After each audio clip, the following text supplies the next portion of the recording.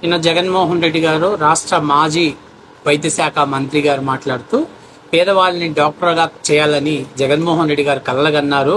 అందుకే ఆయన రాష్ట్రంలో 17 మెడికల్ కాలేజీలు నిర్మించాడు అని చెప్పేసి మన చిలకలూరుపేట మన చిలకమ్మ చిలకటి జోష్యం చెప్పిపోయింది. అయితే వైసీపీ జగన్మోహన్ రెడ్డి గారు ఈ 17 మెడికల్ హాస్పిటల్లో పెద్ద తొండాడుతున్నారు. ఏంటి ఆ తొండాట అంటే, జగన్మోహన్ రెడ్డి గారి హయాంలో 17 మెడికల్ కాలేజీ కడతానని కేంద్ర ప్రభుత్వం ద్వారా అనుమతులు తీసుకున్న వరకు మాట వాస్తవమే. తద్వారా జగన్మోహన్ రెడ్డి గారు ఈ కాలేజీల్ని కడతానని చెప్పేసి వివిధ బ్యాంకుల నుంచి దాదాపుగా కొన్ని వేల కోట్ల రూపాయలని రుణాలు తీసుకున్నాడు జగన్మోహన్ రెడ్డి. వాస్తవానికి 17 మెడికల్ కాలేజీలు కట్టాలి అని అంటే 17 మెడికల్ కాలేజీలు కట్టాలంటే రాష్ట్ర ప్రభుత్వం యొక్క ఖర్చు 8,480 కోట్ల రూపాయలు అవుతుంది. అంటే ఈ 17 మెడికల్ కాలేజీలు పూర్తి స్థాయిలో ఎక్విప్మెంట్స్ని, అట్లాగే దాంట్లో ఏదైతే అంటే బోధించేటువంటి ఉపాధ్యాయుల్ని, వాళ్ళకి హాస్టల్స్ ఫెసిలిటీస్ అన్నీ ప్రొవైడ్ చేయాలంటే దాదాపుగా 8,480 కోట్ల రూపాయలు ఖర్చు అవుతుంది.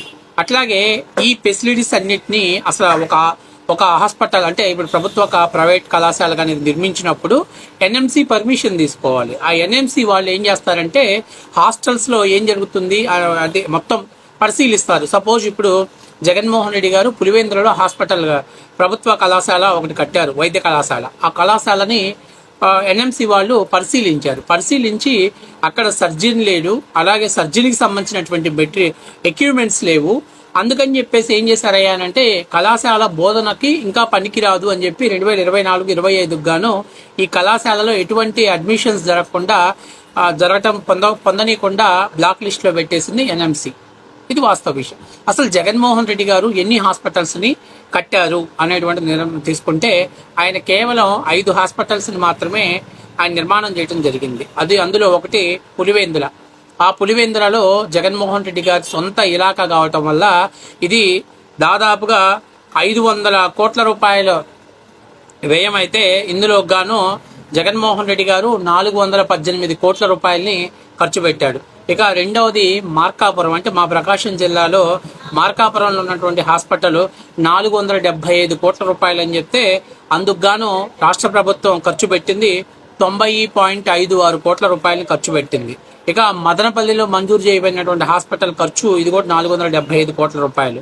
దీనికి గాను రాష్ట్ర ప్రభుత్వం ఖర్చు పెట్టింది 84.91 కోట్ల రూపాయలు ఖర్చు పెట్టింది.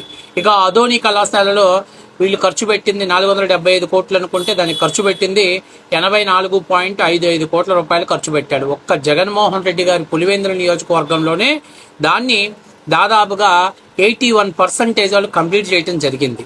అయినా కూడా దాంట్లో ఇంకా సర్జన్ ఎక్విప్మెంట్స్ని, అలాగే సర్జన్ అధ్యాపకులు నియమించకుండా కాలేజీ నోటిఫికేషన్ రిలీజ్ చేస్తే ఎన్ఎంసి అబ్జెక్షన్ పెట్టేసి ఈ 5 కాలేజెస్ని 2024-25 విద్యా సంవత్సరానికి గాను చేరికలు లేకుండా నిషేధించింది ఎన్ఎంసి.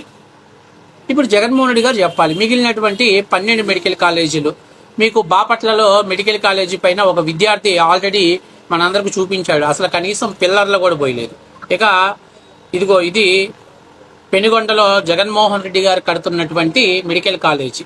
ఈ మెడికల్ కాలేజీలో చదువుకున్న పిల్లలు చూడండి, అక్కడ కనీస వసతులు కూడా లేవు, పిల్లర్ స్థాయి లెవెల్ కూడా లేదు. ఇది బాపట్లలో పెనుగొండలో జగన్మోహన్ రెడ్డి గారు కడుతున్నటువంటి కట్టానని చెప్పుకుంటున్న మెడికల్ కాలేజీ ఎట్లా ఉందో చూడండి.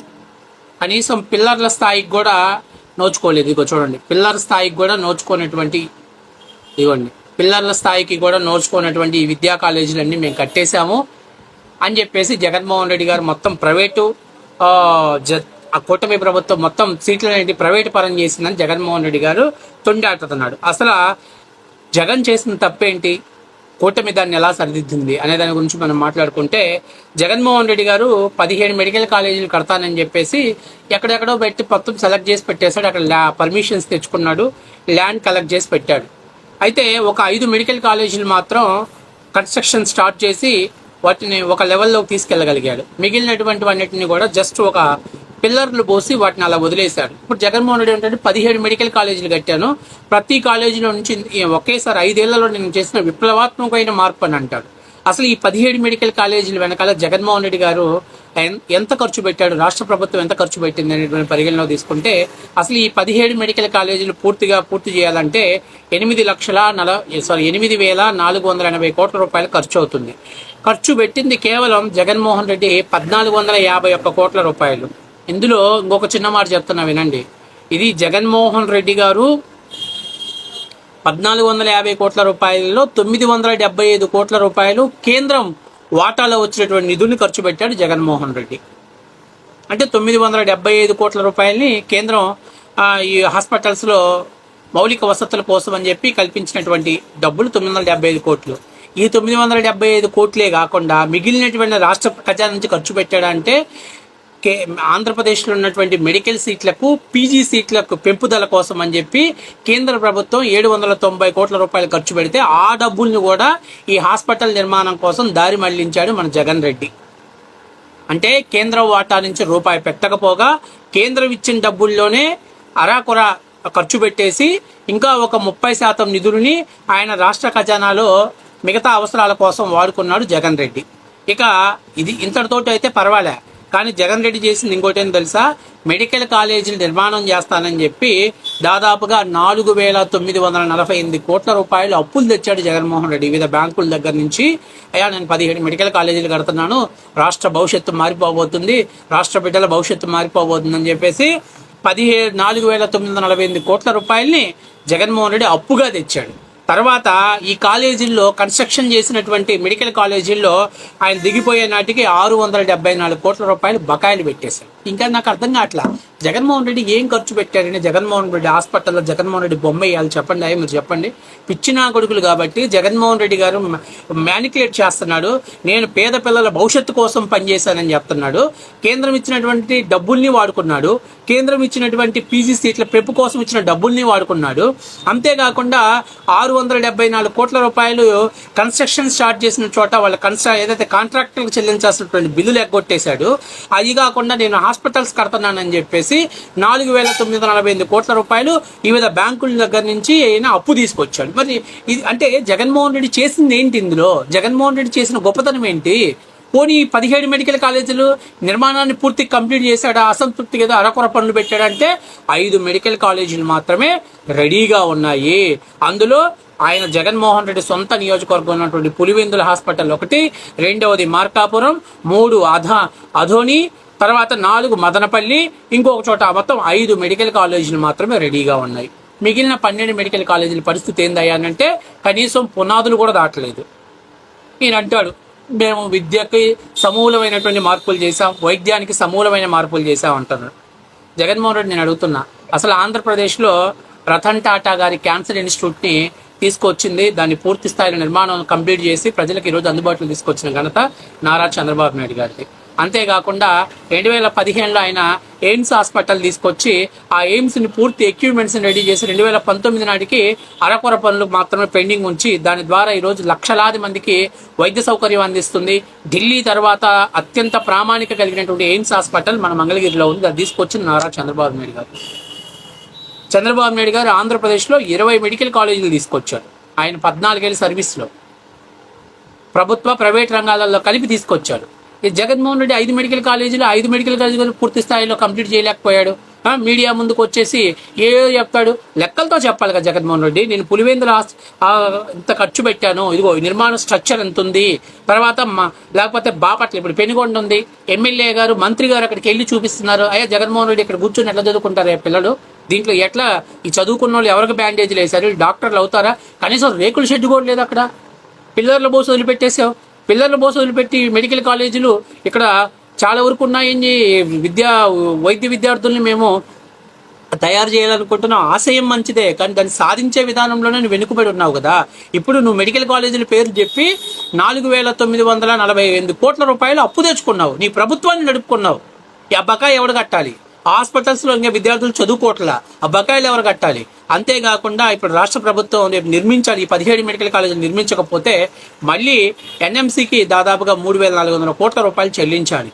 అందుకని రాష్ట్ర ప్రభుత్వం పీపీ ప్రైవేటు అండ్ ప్రభుత్వ పరంపర సహకారంతో ఏర్పాటు చేసుకున్నటువంటి దాంట్లో కొన్ని సీట్లని ప్రభుత్వ యాజమాన్యం ద్వారానే ఈ సీట్ల పెంపొందించడం కోసం అని చెప్పేసి ఈరోజు ప్రభుత్వం ముందుకు అడుగు వేసింది. ఎవరు తప్పుదేదని చెప్పండి? నువ్వు హాస్పిటల్స్ కట్టకుండా 4,948 కోట్ల రూపాయలు అప్పు తెచ్చుకోవటం నీ తప్పు. వాస్తవం కాదా? నువ్వు కంప్లీట్ చేసావా? పోనీ ఆ డబ్బులు ఏ హాస్పిటల్స్కి ఎంతెంత ఖర్చు పెట్టావు జగన్మోహన్ రెడ్డిని చెప్పమను, లెక్కల ద్వారా చెప్పమను. ఎవడు చెప్పడు, మీడియా ముందుకు వస్తాడు. పేదవాడి చదువుల కోసం, పేదవాడి విద్య కోసం ఇట్లా పెడతాడు, నలుపుతాడు చేతులు.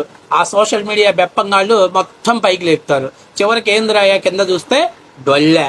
అన్న పరిపాలన అంతా డొల్లే, అన్న బతుకంతా అతుకులు బొంత అతుకులు వేసినట్టు అతుకులేయటం. ఈయన ఇంకా మాట్లాడతాడు ఏంటి విద్యని దూరం చేశారని. అసలు మామూలుగా కన్వీనర్ కోట ఇంతకుముందు జగన్ పాలక ముందు 85% ఉండేది, దాన్ని 50% కుదిర్చింది జగన్మోహన్ రెడ్డి. అలాగే ఎన్ఆర్ఐ కోట 15% ఉంటే దాన్ని 35%కి తీసుకొచ్చాడు జగన్మోహన్ రెడ్డి.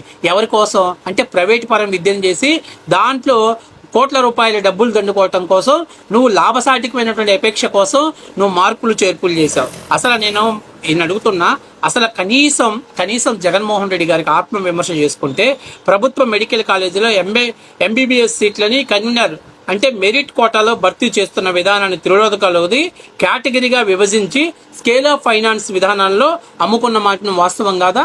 అంటే మెరిట్ విధానాన్ని ఎందుకు క్యాన్సిల్ చేశావు? అలాగే GO number 133, GO number 107, GO number 108 ద్వారా కన్వీనర్ కోటాలను తగ్గించి స్కేల్ ఫైనాన్స్ కోటాలని అంటే డబ్బులు వచ్చే మార్గాన్ని పెంచిన మాట. 12%, 12 లక్షల ఎన్ఆర్ఐ కోటాని 20 లక్షలు ఫీజులు విధించిన జగన్ వైద్య రంగాన్ని దుర్వినియోగం చేసిన మాట వాస్తవం కాదా? ఇవన్నీ దాచిపెట్టేసుకొని ఆమె బట్ చెప్పింది చిలక జోషి అని చెప్పింది మీడియా ముందుకు వచ్చి. అన్న స్వర్ణయుగము అన్నది బాబో ఆమె చెప్పింది ఎప్పటికే జనాలందరికి సినిమా కనపడిపోయేదను. ఆ స్వర్ణయుగం లేదమ్మా, అది రాతి యుగం అమ్మా. ఆయన మనిషి కాదు, నువ్వు నీ షోలు చేసే కొద్దీ అర్థమైపోద్ది అని చెప్పి రాష్ట్ర ప్రజలు క్లియర్గా అర్థం చేసుకున్నారు. కాబట్టి జగన్మోహన్ రెడ్డి చేసినటువంటి మోసానికి తప్పనిసరి పరిస్థితుల్లో 17 కాలేజీలు లైవ్ రూపంలో తీసుకురావాలంటే ప్రైవేటు పార్ట్నర్షిప్ రంగంలోనే, ప్రభుత్వ యాజమాన్యంలోనే ఈ 17 హాస్పిటల్స్ మెడికల్ కాలేజీలు రన్ అవడానికి రాష్ట్ర ప్రభుత్వం ఒప్పందం జరుపుకుంది. తదనుగుణంగా 17 కాలేజీలు అందుబాటులోకి రావడానికి అంటే తప్పో ఒప్పో జగన్మోహన్ రెడ్డి ఒక అడుగు వేశాడు. అయితే జగన్మోహన్ రెడ్డి తన స్వలాభం కోసం, తన స్వప్రయోజనాల కోసం మాత్రం అడుగులు వేశాడు. ₹1 డబ్బులు జగన్మోహన్ రెడ్డి ఖర్చు పెట్టకుండా, ₹1 డబ్బులు జగన్మోహన్ రెడ్డి ప్రభుత్వం ఖర్చు పెట్టకుండా, దాని పేరు చెప్పి 4,950 కోట్లు అప్పు తెచ్చుకొని కేంద్రం ఇచ్చినటువంటి డబ్బుల్ని వాడుకొని, అంటే దాదాపుగా ఆ కాంట్రాక్టర్కి చెల్లించాల్సినటువంటి 672 కోట్లని వాడుకొని, అంటే దాదాపుగా 6,200 కోట్ల రూపాయలు జగన్మోహన్ రెడ్డి జేబులో వేసుకొని ఆయన రాష్ట్ర ఖజానాల వివిధ అవసరాల కోసం వాడుకొని ఇప్పుడు మీడియా ముందుకు వచ్చి చిలక పలుకులు పలుకుతున్నాడు జగన్మోహన్ రెడ్డి. ఇది వాస్తవ విషయం. ఇది కాదు అని అంటే జగన్మోహన్ రెడ్డి 17 కాలేజీల దగ్గర ఎక్కడైనా సరే మాజీ వైద్య మినిస్టర్కి అయిన దమ్ముంటే ఆ కాలేజీలు ఎక్కడెక్కడ ఉన్నాయి, ఆ కాలేజీల నిర్మాణ పరిస్థితి ఎట్లా ఉంది, ఆ కాలేజీల్లో ప్రస్తుతం ఎంతమంది స్టూడెంట్స్ జాయిన్ చేయడానికి అవకాశం ఉందో విద్యాశాఖ మంత్రి గారు, మాజీ వైద్య శాఖ మంత్రి గారు రివ్యూ నిర్వహించి విత్ పిన్ టు పిన్ కానీ రిలీజ్ చేయగలిగితే వాటి మీద ప్రభుత్వం పరంగా కానీ ఎవరైనా కానీ తప్పు అని ఒప్పుకోవడానికి సిద్ధంగా ఉన్నారు. మరి ప్రదల రజనీ గారు, చిలకలూరిపేట చిలకమ్మ గారు రెడీగా ఉన్నారేమో, ఒకసారి చెప్తే వినాలని ఉంది.